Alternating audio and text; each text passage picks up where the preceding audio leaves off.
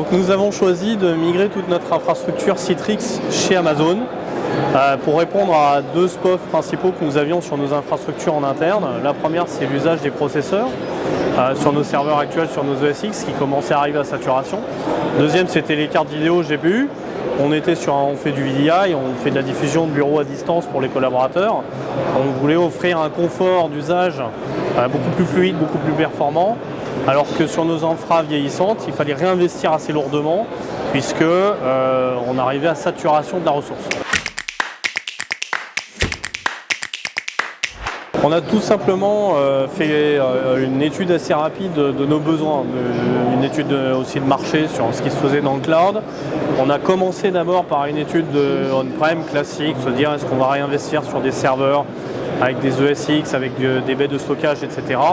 On s'est très rapidement tourné vers AWS, vers le cloud, tout simplement pour avoir un gain en scalabilité, en agilité, des ressources que nous, on ne peut clairement pas se payer en interne, et là qu'on peut consommer à loisir. C'est vrai qu'on transformait le modèle économique, on est passé d'un modèle de CAPEX à un modèle d'OPEX, mais tout l'intérêt pour nous, encore une fois, pour réaliser, pour pallier au SPOF qu'on avait, offrir plus de performance aux collaborateurs, je pense que Amazon était la meilleure solution pour y répondre et pour qu'on puisse vraiment avoir une solution complète d'infrastructure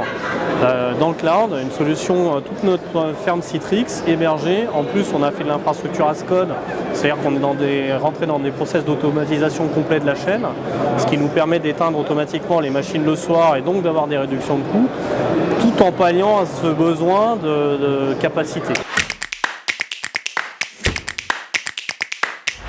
On a des résultats d'ores et déjà, parce qu'on se rend compte que par rapport à notre ancienne infrastructure,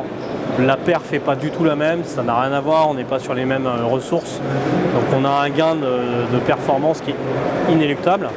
Ça c'est vraiment le premier point qui était le point majeur qui est acquis. On a la possibilité, cette scalabilité chez Amazon de pouvoir consommer de la ressource à la demande. Comme on est une société en forte croissance, on embauche beaucoup de monde. Du coup, de fait, c'est assez facile de rajouter des ressources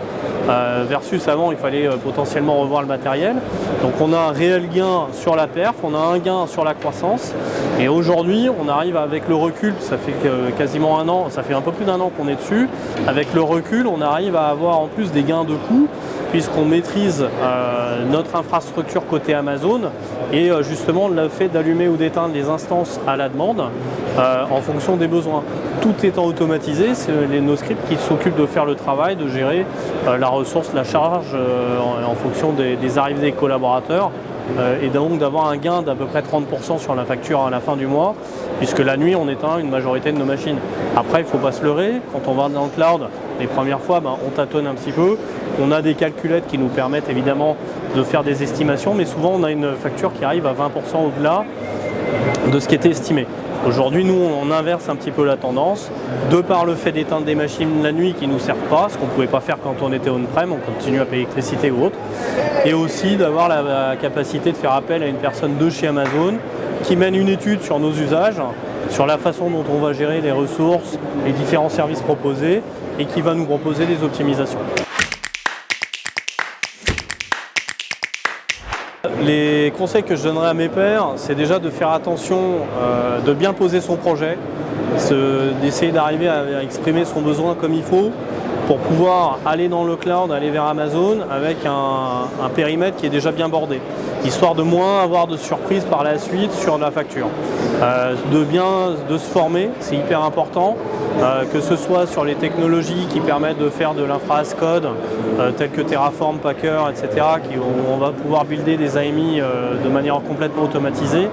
mais aussi sur la partie financière, donc on va avoir une petite formation FinOps pour pouvoir apprendre à gérer aussi son budget de manière un petit peu différente, puisqu'encore une fois, on va passer d'un modèle de CAPEX à un modèle d'OPEX, et on doit vraiment monitorer ses coûts, parce que dès lors qu'on met du service dans Amazon, chaque service est payant, on peut vite arriver dans de la dérive.